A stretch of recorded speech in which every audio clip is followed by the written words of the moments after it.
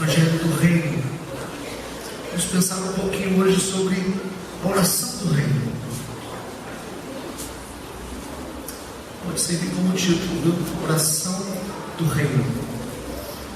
Mateus capítulo 6.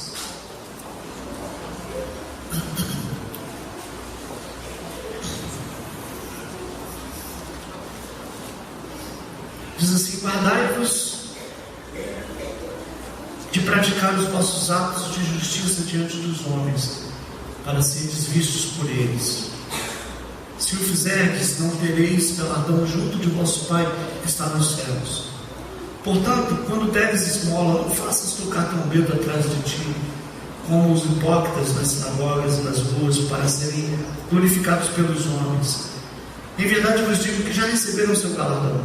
Mas quando tu deres esmola, não saiba a tua mão esquerda o que faz a tua mão direita, para que a tua esmola não seja, para que a tua esmola seja dada secretamente. Então, teu Pai, que vê em secreto, te recompensará. E quando orares, não sejas como os hipócritas, pois gostam de orar em pé nas sinagogas e nas esquinas e nas ruas para serem vistos pelos homens. Em verdade vos digo que já receberam sua recompensa. Mas tu, quando orares, entra no teu aposento, fecha a tua porta, ora ao teu Pai que está em secreto, e o teu Pai, que vê secretamente, te recompensará. E orando, não useis de fazer petições como os gentios, que pensam que, por muito falar, serão ouvidos. Não vos assemelheis a eles, pois o vosso Pai sabe do que necessitais antes de lhe pedirdes. Portanto, vós orareis assim: Pai nosso que está nos céus. Podemos fazer essa oração? Vamos lá? Pai nosso que está nos céus, santificado seja o teu nome, venha a nós o teu reino, seja feita a tua vontade, assim na terra como nos céus. O pão nosso de cada dia nos dai hoje. Perdoa-nos as nossas dívidas, assim como nós perdoamos aos nossos devedores. Não nos deixes cair em tentação, mas livra-nos do mal, porque teu é o reino, o poder e a glória para sempre. Amém. Pois se perdoardes aos homens as suas ofensas, também vosso Pai Celestial vos perdoará a vós. Porém, se não perdoardes aos homens as suas ofensas, também o vosso Pai Celestial não perdoará as vossas. Quando jejuardes, não vos mostreis contristados como os hipócritas, pois desfiguram o rosto para parecer aos homens que jejuam. Em verdade vos digo que já receberam a sua recompensa. Tu, porém, quando jejuares, unge a tua cabeça, lava o teu rosto, para não pareceres aos homens que jejuas, mas a teu Pai que está em secreto, e teu Pai que vê em secreto te recompensará. Somente até aqui, Deus, em nome de Jesus, abençoa a tua palavra no nosso coração esta noite. Dá-nos o poder da síntese, Pai, o poder de ser abençoado por ti, a graça de ser abençoado com esta palavra no nosso coração, em nome de Jesus. Amém. Por favor, para o seu lugar.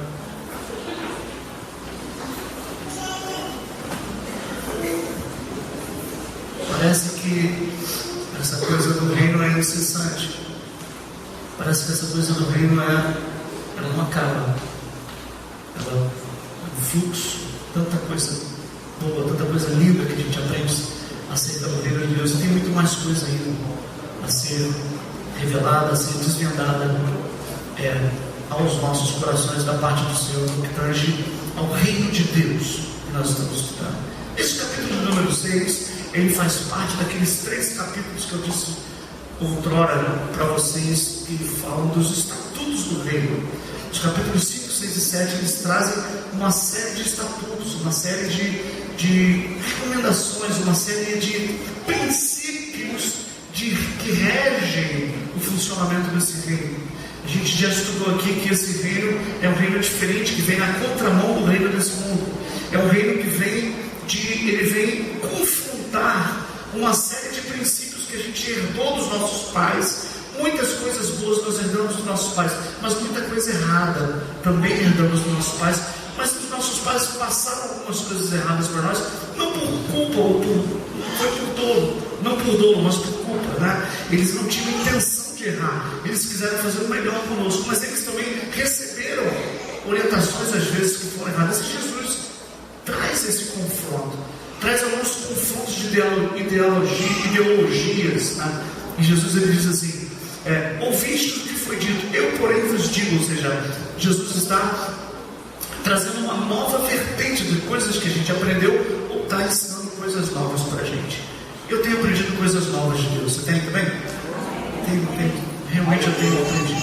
E esse capítulo de número 6, ele é o capítulo que ele traz para a gente 3 coisas. E eu meditava um pouquinho antes do culto com os diáconos ali numa das salas. Nós orávamos e meditávamos ali. E nesse sentido, tem 3 coisas que fazem parte do cristão. Jesus não diz assim: olha, se você der esmola, né? Se você der esmola, não faça como os escribas e fariseus. Olha, se você orar, não ore como os escribas e fariseus. Olha, se você jejuar, não faça como os escribas e fariseus. Jesus não disse isso. Jesus não falou: se você der esmola, se você orar ou se você jejuar. Ele disse: quando você der esmola, quando você orar, quando você jejuar. Se não vejamos, versículo, você está com a tua Bíblia aberta? Versículo de número 2: portanto, quando deres esmola, não faça trocar trombeta atrás de ti. Versículo 5: e quando orares, não sejam como os hipócritas. Versículo de número 16: quando jejuares, não vos mostreis contristados para querer aparecer pelos homens. Então, por isso que Jesus disse assim: se a vossa justiça não sobrepujar, ou se a vossa justiça não exceder em muito a dos escribas e fariseus, vocês não têm parte desse reino. Então, de que forma a gente pode exceder em muito aos escribas e fariseus? É só a gente estudar como os escribas e fariseus faziam. Como os escribas e fariseus faziam? Eles faziam todas as coisas com o objetivo de aparecer para as pessoas. Eles oravam em público, se davam ao ridículo de orar nas esquinas. Pegavam numa esquina, chegavam lá na esquina e ficavam lá orando, para todo mundo perceber que eles oravam. Aumentavam o tamanho do filactério. O filactério era uma espécie de bolsa, uma pochetezinha que eles colocavam na testa, e com a lei do Senhor, microporções da lei do Senhor ali colocadas ali dentro, porque Deus havia dito lá no Deuteronômio para eles: ata a tua testa a lei, ata a tua mão a tua lei. E eles levavam isso ao pé da letra. Claro que Deus não queria necessariamente que você escrevesse a lei na testa, não. O que Deus estava dizendo é: você tem que ter a lei do Senhor na tua mente, nas suas atitudes, nos seus atos. É isso que Deus queria. Mas eles, de fato, amarravam na testa o filactério. E eles, os fariseus e os escribas, faziam mais: aumentaram o tamanho do filactério. Ficou uma coisa meio esdrúxula, né? Uma pochete enorme aqui na testa. Uma pochete na cintura já é questionável às vezes. Tem gente que gosta, tudo bem, desculpa. Eu já tive uma pochete. Foi moda.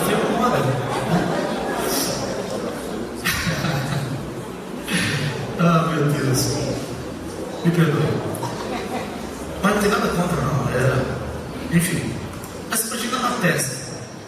E eles aumentavam as franjas das roupas. Jesus falou: escribas e fariseus hipócritas, que aumentais o tamanho do filactério e as franjas das roupas. Está lá.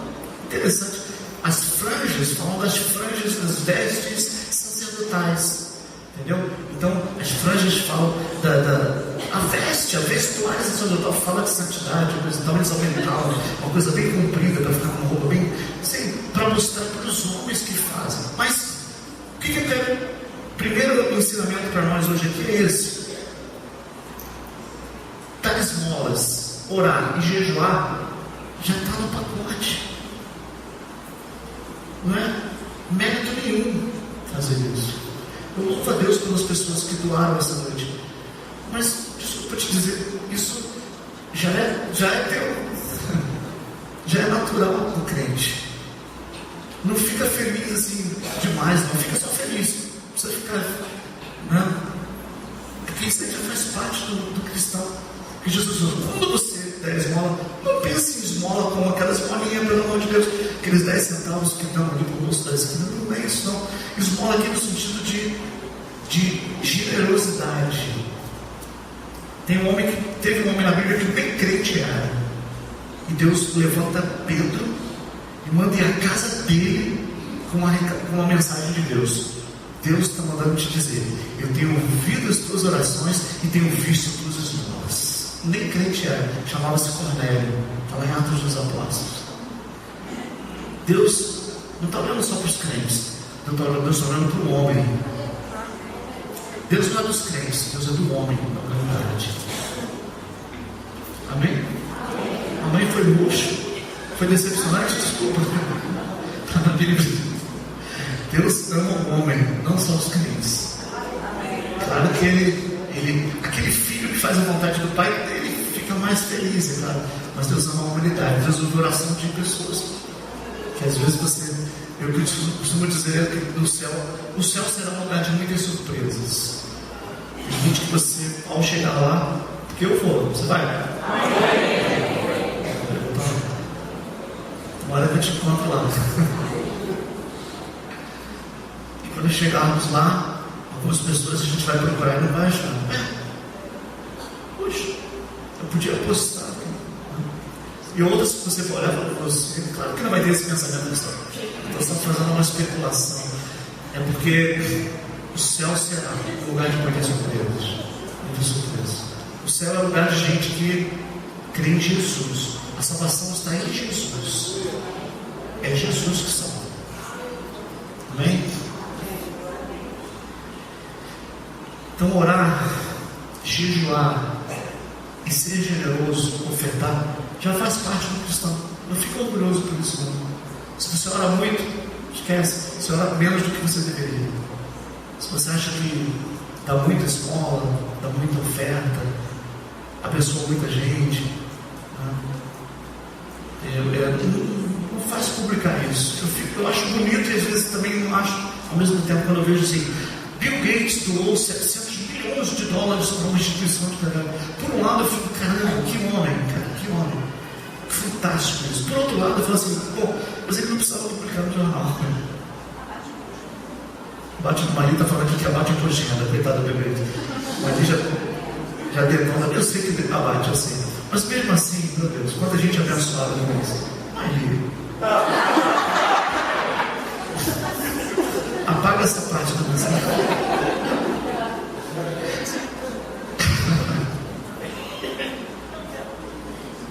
Mas o fato é que eu tenho um pensamento, irmãos. Eu tenho um pensamento. Não sei se você concorda com ele, mas eu vou colocar para você. Eu acho que Bill Gates, ele não é rico, e por ser rico ele doa tanto. Eu acho que ele é rico, ele é rico porque doa tanto, e não é o contrário. Não é porque ele enriqueceu muito que ele está doando, é porque o coração dele é esse.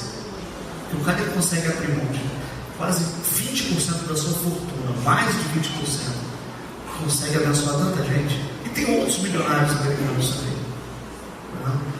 que abrem a mão. Eu acho que é o contrário do que a gente pensa. Ele faz isso porque ele tem muita grana. Não, ele tem muita grana porque ele faz isso. Ele é muito abençoado porque ele faz isso, porque está com o coração dele. Eu tenho esse pensamento. Eu tenho visto isso acontecer. Muita gente que é doadora, que tem um coração generoso, Deus ele abençoa porque está mais escutando. Então, ser generoso, orar, ter relacionamento com Deus e vida de consagração, que é o jejum. Jejum na Bíblia é chamado de aflição. Tiago fala assim: aflijam as vossas almas com o jejum. Interessante que o jejum ele afligiria o corpo, mas ele fala: aflige a vossa alma com o jejum. O jejum não é aquela coisa que você até argumentávamos hoje numa discussão muito bonita hoje lá no grupo de diáconos, quando alguém levantou: pastor, às vezes o jejum até meio-dia sinto que não valeu, porque aquilo não está mais fazendo, não é mais sacrifício para mim, e eu sinto a necessidade de jejuar um pouco mais. Mas Deus não quer sacrifício, Ele quer misericórdia. É como aquele que tem costume de academia. Eu sei muito bem desse assunto. Eu examino as pessoas da academia. E a pessoa tem mania de aquela frase minha que é no pain, no gain. sem dor, sem ganho. Aí você tem que imaginar. O dia que ele sai da academia, sem sentir dor, ele fala, pô, não valeu. Ele tem que sair todo, mas para achar que valeu a pena alguma coisa. Não é verdade isso. Não é pelo fato de você não estar com dor que não está acontecendo. Que não tá, a musculatura que não está sendo exercitada, a circulação não está acontecendo. Não está acontecendo. Mas a gente tem isso no imaginário. Que se não tiver dor, não tem ganho, massa muscular. Não é bem por aí, irmãos. Da mesma forma, não é pelo fato de você ter como, já é um habitué, já jejua várias vezes, isso não te dói mais, não significa que Deus não esteja recebendo. Por favor, continue orando, continue jejuando, continue ofertando, amém? Claro que se você puder fazer mais, por que não? Por que não? Se você pode ir mais além, você pode jejuar um pouco mais, por que não? Mas não é isso que vai determinar. Se eu jejuar 24 horas, eu já fiz um jejum de 24 horas. Se você faz um jejum de 24 horas e o teu irmão faz um jejum de 6 horas, quer dizer que Deus vai honrar o teu jejum em detrimento dele, ou vai abençoar mais. É só jejum. É propósito pessoal, amém? Então, ser generoso, orar e jejuar tem que fazer parte da vida do cristão. Tem que fazer parte. Se você não é generoso no teu coração, Deus está aqui hoje para dizer para você que Ele vai trabalhar nisso em você. É um defeito teu espiritual.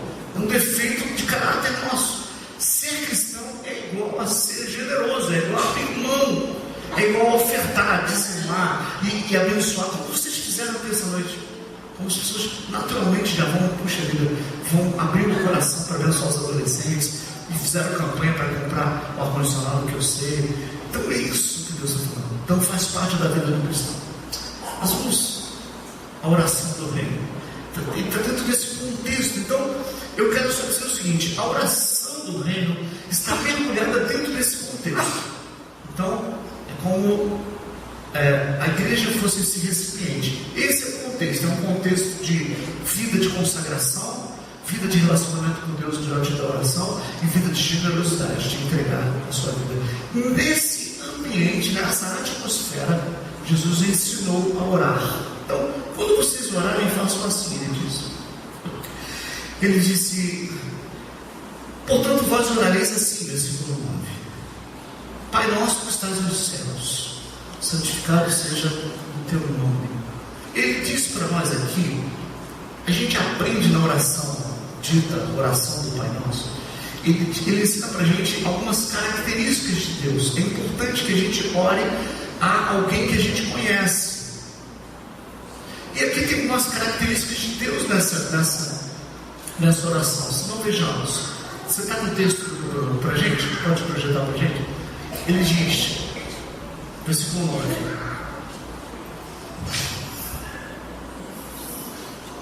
versículo 9: Pai nosso que estás nos céus. Primeira coisa, Deus é nosso Pai. Você está orando para um Deus que Ele é Pai. Ele é teu Pai, Ele é nosso Pai. Outra característica de Deus, Ele é o nosso Pai. Pai nosso que estás nos céus, santificado seja o teu nome. Então, Ele é santo. Santificado seja o teu nome. Próximo: venha a nós o teu reino. A quem a gente ora é um rei. O reino é dele. Outra característica: venha a nós o teu reino. Então Ele é rei. Seja feita a tua vontade, assim na terra como nos céus. Ele é um Deus soberano, cuja vontade, independente da nossa oração, sempre será feita na terra e no céu. Próximo: o pão nosso de cada dia dá-nos hoje. O nosso Deus a quem oramos, Ele é provedor, Ele provê as nossas necessidades. O apóstolo Paulo nos ensina isso. O Deus de paz suprirá todas as vossas necessidades em glória. E a gente costuma vincular necessidade a coisas materiais e coisas financeiras. O que o apóstolo Paulo está dizendo é que Deus suprirá todas as vossas necessidades. Necessidades físicas, necessidades emocionais, necessidades espirituais, necessidades, impulsos sexuais. Deus vai suprir todas as necessidades. O solteiro que a princípio não tem vida sexual antes do casamento, Deus é quem supre as suas necessidades. Só um amém. 2.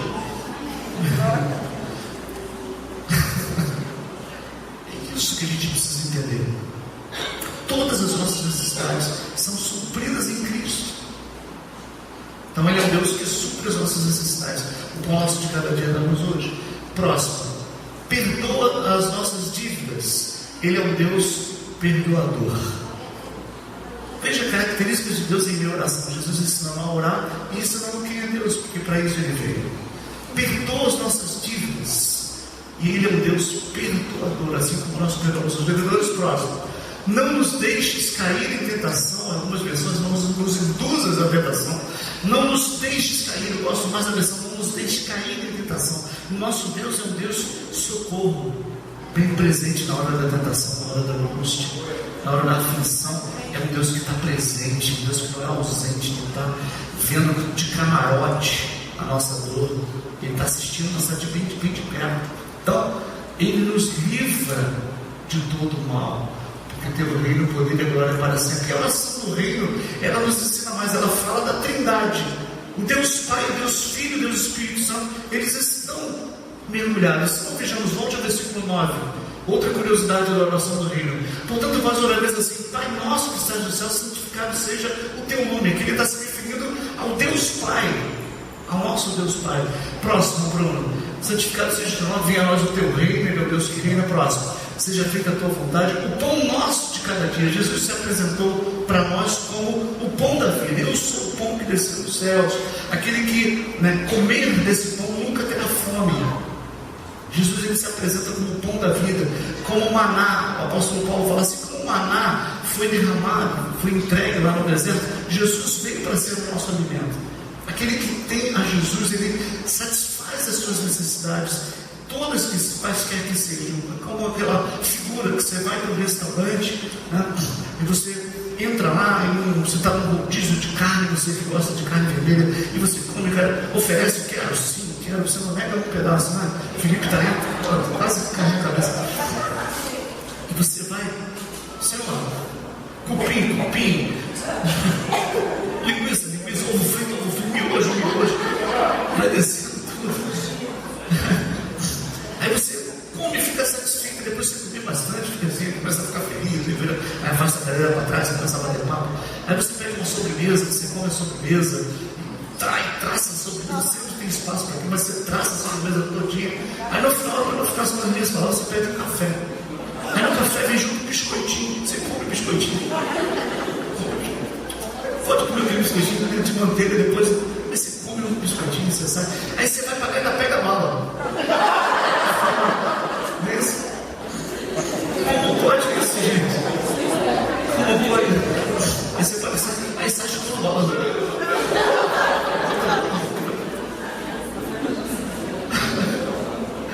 Aí você chega na calçada. Quando chega na calçada, aí você encontra o Daniel.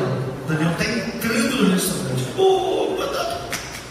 Tudo bem, quer dizer, vamos almoçar? Rapaz, acabei de almoçar, desculpe, estou satisfeito. É assim que faz quem tem Jesus. Quem tem Jesus pode vir a oferta que vier depois. Fala: não, desculpe, já estou satisfeito. Aleluia! Que sacia toda a minha alma, não tenho necessidade de mais. Você pode dizer glória a Deus. Graças a Deus. Isso que Jesus faz.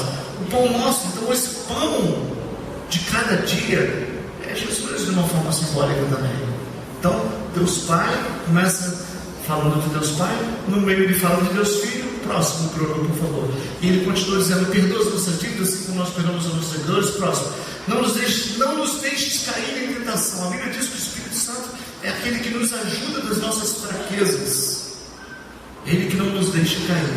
O Espírito Santo é que está conosco, nos ajudando a não cair em tentação. Você veja que é a Trindade divina exposta numa oração linda de Jesus, que é a oração conhecida como oração do Pai Nosso.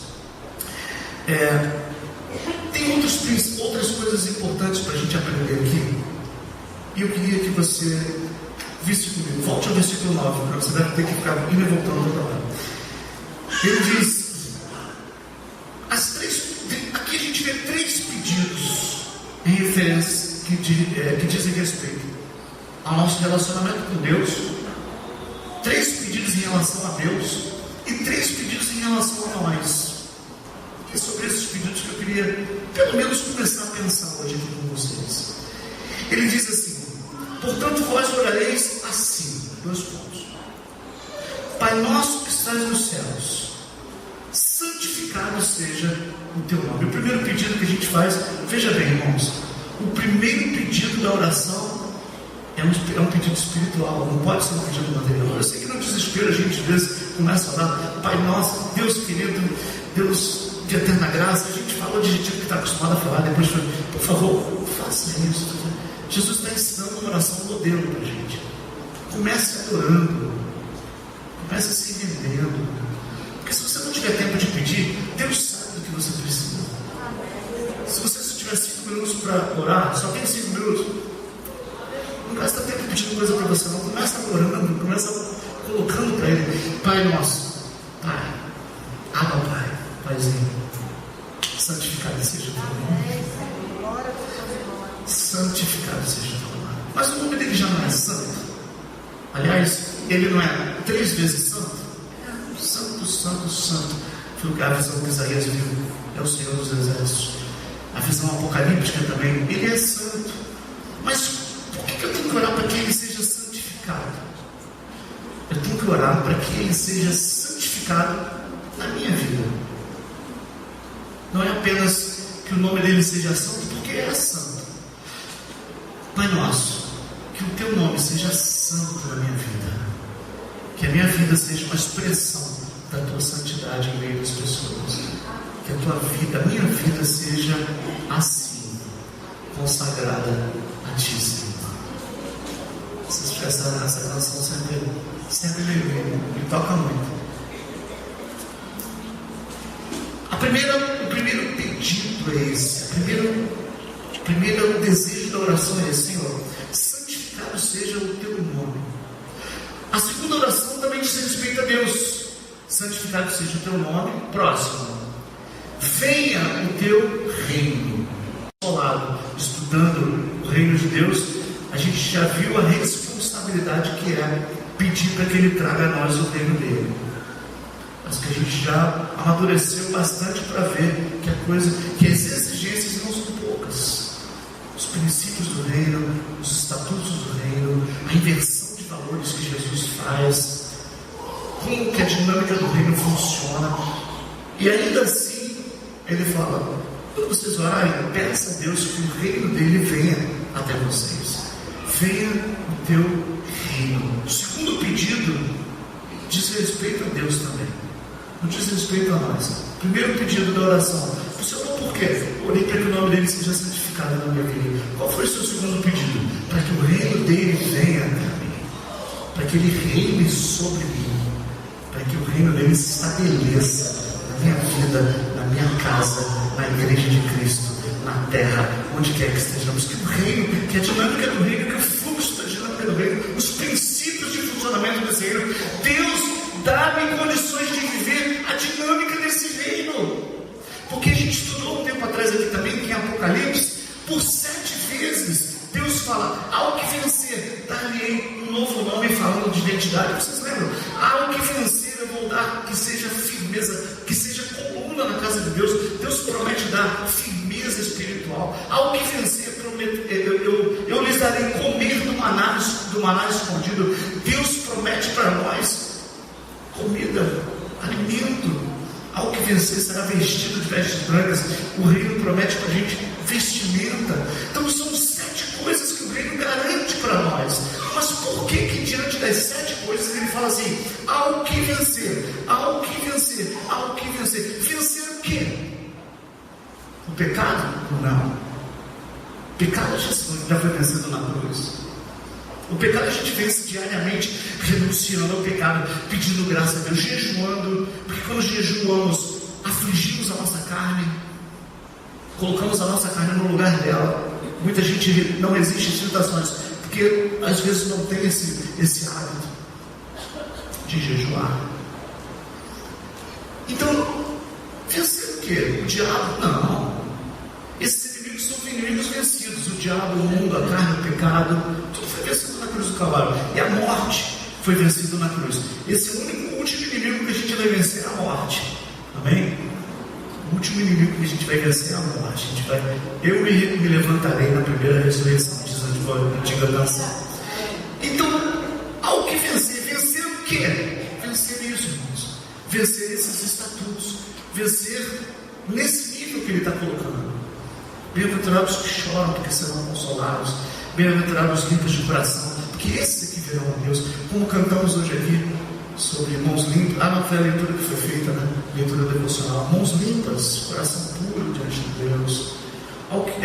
Bem-aventurados aqueles que sofrem perseguição por causa da justiça. Sofre perseguição por causa da justiça, ou seja, sofre perseguição porque faz a coisa certa. Não é porque é inadimplente, porque é irresponsável, você é perseguido pelo meu chefe, ele está cheio de demônio, não nada. Você que é o responsável, você que não faz o serviço direito, você que está fazendo corpo mole, você que chega atrasado, você que é um mau funcionário, melhora, que as coisas vão melhorar para você. Tem que orar por isso, tem que tomar jeito.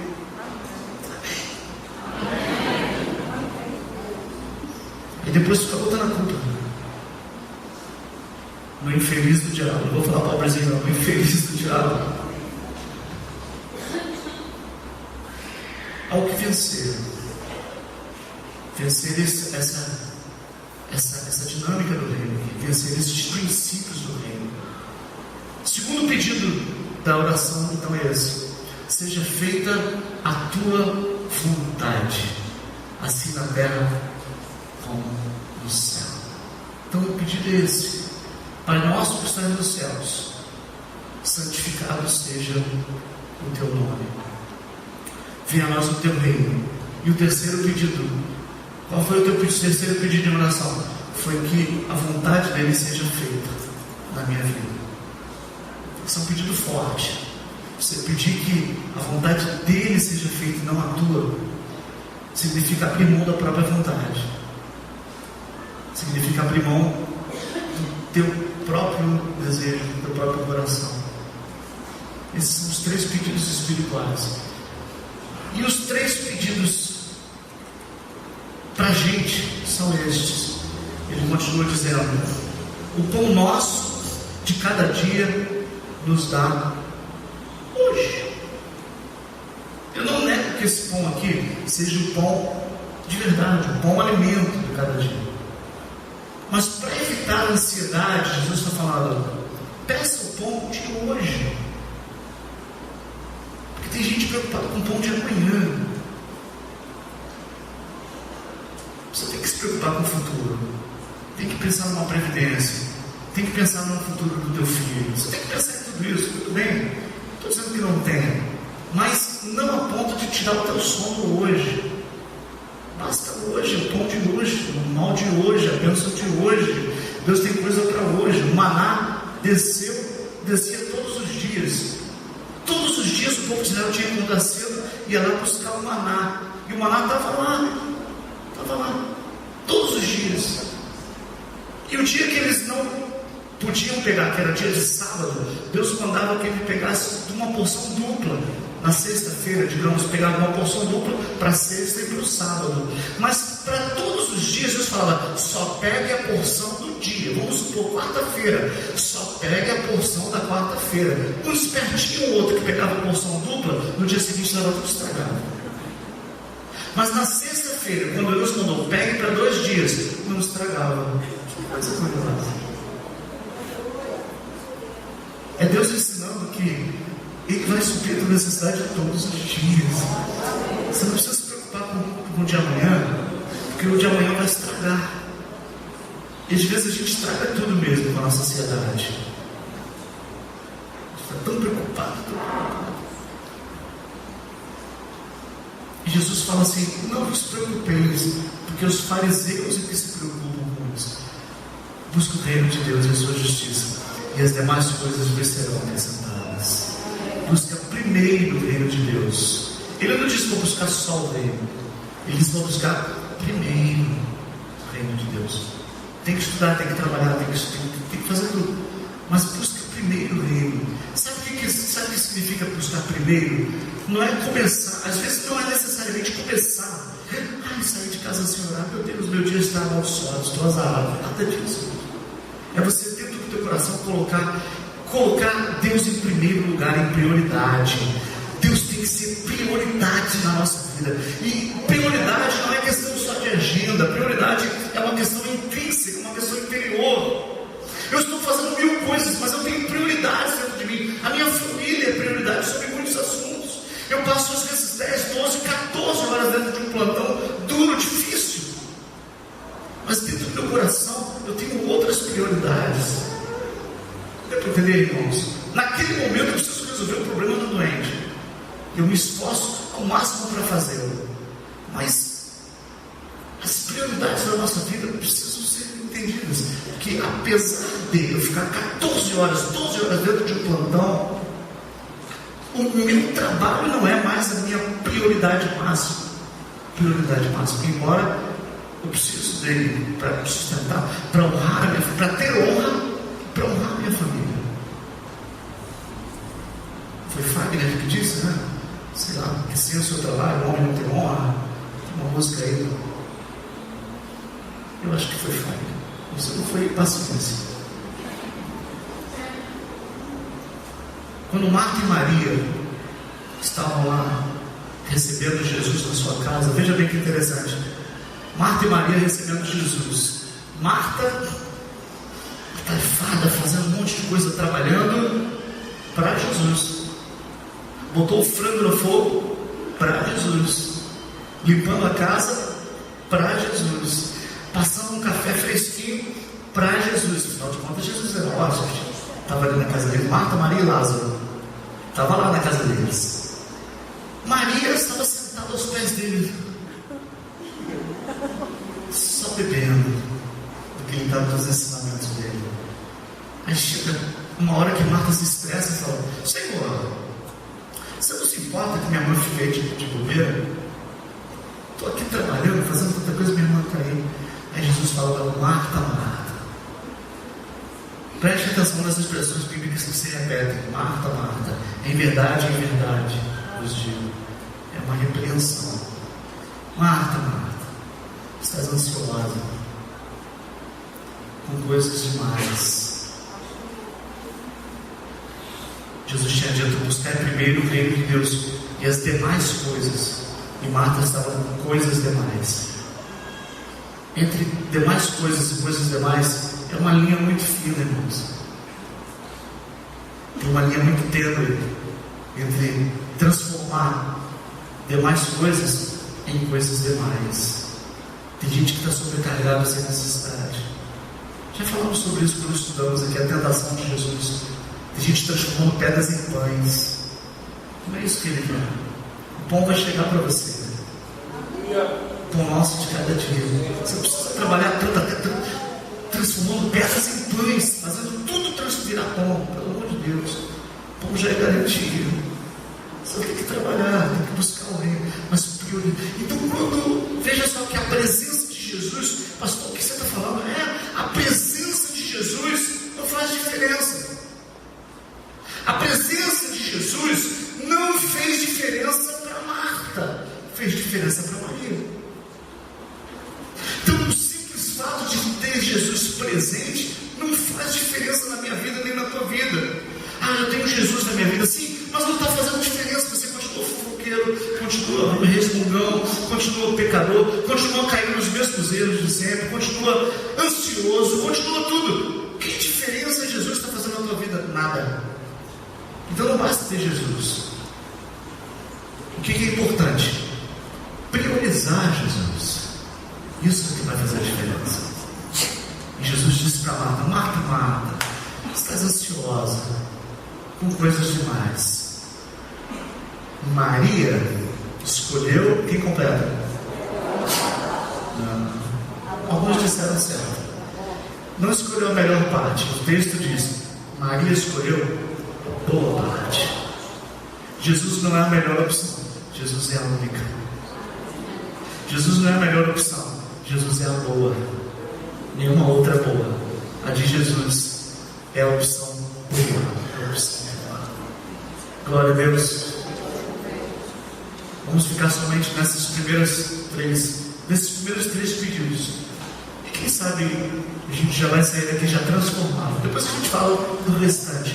Mas os três primeiros pedidos de oração, na oração, os 3 primeiros pedidos em oração foram os pedidos espirituais. Então eu peço que você, em nome de Jesus, guarde isso no coração.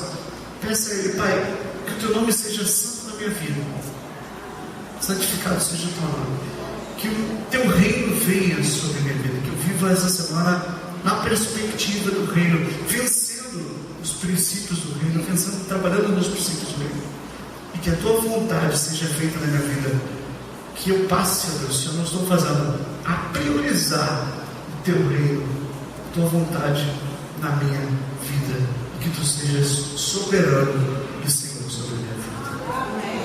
Amém? Glória a Deus. Glória a Jesus. Glória a Deus. Atingimos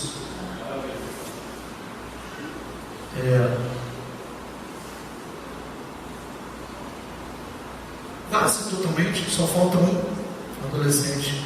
Então a igreja vai completar esse que está faltando. Assim a gente encerra. Amém? Glória a Deus.